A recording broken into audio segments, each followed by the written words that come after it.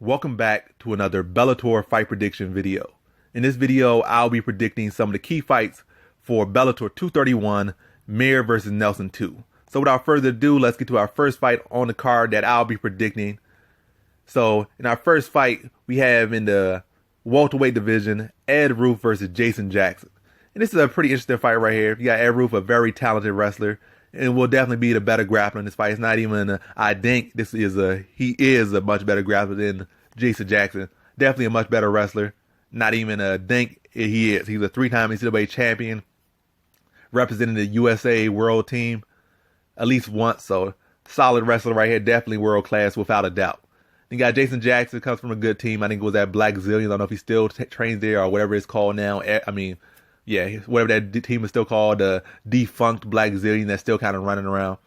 But yes, solid striker, decent wrestler. I think despite his boxing will be his best advantage to win, our best opportunity to win boxing movement if he can keep that up. I feel like Ed Roof certainly improving the striking, but still a green area for him. I think pace-wise can be an area of weakness for Ed Roof, but it's a 3-round fight, not a 5-round fight, so he can kind of get away with that pace issue that he needs to work on. And he's still a young, developing fighter, or at least a fighter who's still relatively young into their career. So, it's not unexpected for him to have that issue, but I feel like he's going to keep working on that issue. But yeah, so let's kind of get to the prediction itself. I feel like Jason Jackson's a solid striker and will have that advantage, some good foot movement. But I've seen Jason Jackson pressure fighters for them to be able to get up on him, take him down, and control him on the ground. And they're definitely not the caliber that Ed Roof is. And I see him kind of have a times where he's on his back and having difficulty getting up, but sometimes then they hit these switches and hit these wizards and get back to his feet. But against Ed Roof, who's a fighter and a wrestler who was very known for being very good at scrambles, that will only put Jason Jackson in a worse positions. I think Ed Roof is just too big, too strong, and too good of a wrestler against Jason Jackson. I think he's going to feed his best opportunity. I feel like Ed Roof will respect the striking, pressure, set up shots, get in on him. Now I think on the ground, Ed Roof just dominates him. I think Ed Roof is just too big, too physical, and too solid, too scrambling. And he just beats him everywhere and just shuts him down on the ground. And I think he wears him out for the first 2 rounds and puts him away in the third. So in this fight, I got Ed Roof via 3rd round submission. Now to our next fight, we have in our co-main event, Phil Davis versus Carl Albrechtsen. I'm just going to call him Carl. Matter of fact, I think I did say his name right, Carl Albrechtsen. So that's probably what his name sounds like. But look at this fight. Carl Albrechtsen, pretty tall, pretty lanky. You know, he's just 6'2". He looked like he's 6'5". Very tall, lanky, weird-looking dude. But going against Phil Davis, I feel like, looking at Albrechtsen's fight, I feel like he's just a bootleg Phil Davis. Definitely nowhere near the level of wrestler that Phil Davis is.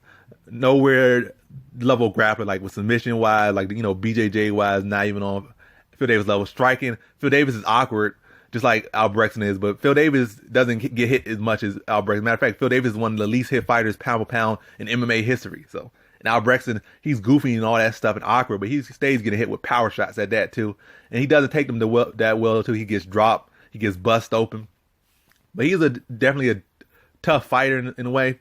But I feel like Phil Davis can outgrind him. He could beat, like I'm going to say, literally, Phil Davis could beat him everywhere. He could beat him on the feet. He could beat him on the ground. He could beat him in scramble. He could beat him in pace. He could beat him in cardio. He just beats Albrechtsen everywhere. Like I said, Albrechtsen is literally just a poor man's version of Phil Davis, like a real poor man version of Phil Davis. Phil Davis is like, name brand, designer version. Albrechtsen is like street corner Phil Davis in comparison. I'm not saying he's a bad level fighter. I'm just saying compared to Phil Davis, that's just how far the gap is between them. I feel like Phil Davis can take him down at will, control him at will, beat him up on the feet. Like he could do whatever he wants to him. I think he probably does it all to him. I think he hurts him on the feet, takes him down, grounds and pounds him, gets him to give up a neck, and then taps him out. I think this all happens in the first round. So in this fight, I got Phil Davis via 1st round submission.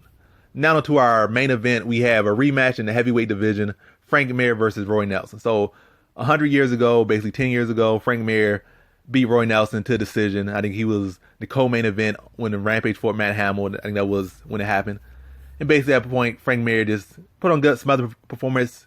Didn't really give Roy Nelson a chance to land. The overhand was on him the whole time, pressure him against the cage, and pretty much beat him against the cage. That's how you beat him. Took him down, controlled him from top, and that's what. And matter of fact, before then, so this acts like a trilogy, because I think in grappling, Roy Nelson, they grappled once, and Roy Nelson beat him by 1 or 2 points.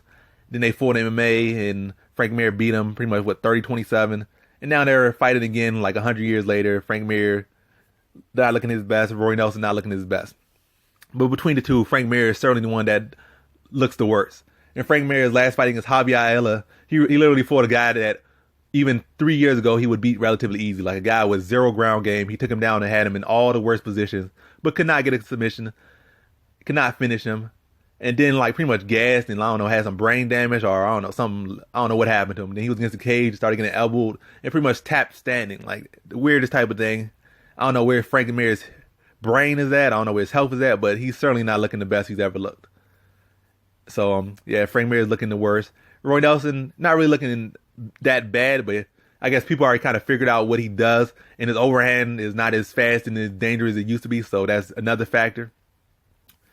But I feel like Roy Nelson's still more so Roy Nelson, whereas Frank Mir just looks like he's done. He looks like a shot fighter, like a complete shot. Roy Nelson still looks like Roy Nelson, just not as good. Frank Mir just looks shot. I feel like Frank Mir, I don't know what Frank Mir could really do against him. Maybe try to pressure him. I feel like Frank Mir's chin is even softer than he used to be. So even a non-overhand from Roy Nelson might be able to stop him. I feel like he can't really keep up the pace. And it's not like he's going against a guy that can't grapple. He's going against a guy that beat him in grappling, actually. So if he's getting tired against a guy that he can do everything he can, like, he can do anything he wants to, and getting tired and fatigued against that type of guy, imagine getting on against a guy that can grapple with you. So I feel like Frank Mir really won't be able to push the pace too much. And if he does, he's probably going to gas out, which will leave him more open to shots. But I feel like Frank Mir might be able to look okay and vintage for maybe a good part of that first round. But I feel like as the fight goes on, this is going to favor Roy Nelson more and more. And then Roy Nelson probably start to dominate the grappling, start to dominate the whole fight, start to wear on him. Frank Mir start to fatigue, start to breathe heavy, get hit with big shots on the ground, big shots on the feet. Then eventually, Roy Nelson just finds that shot where Frank Mir's hands low, mouth breathing, and not move, feet not moving, just right there in front of him. And Roy Nelson, I think this happens in the second round. Then he lands that big shot, probably overhand, most likely. Or any big shot, really, at this point, because Frank Mir is, like I said, he kind of shot, he looked shot, especially in that last fight. And when he's looking fatigued and wide open, not moving, chin up, hands down, I think Roy Nelson puts him down. And I think he stops him in the second round via TKO. So in this fight, I got Roy Nelson via second round TKO. And that concludes my fight predictions for some of the key fights for Bellator 231, Mir versus Nelson 2. And as always, thanks for watching.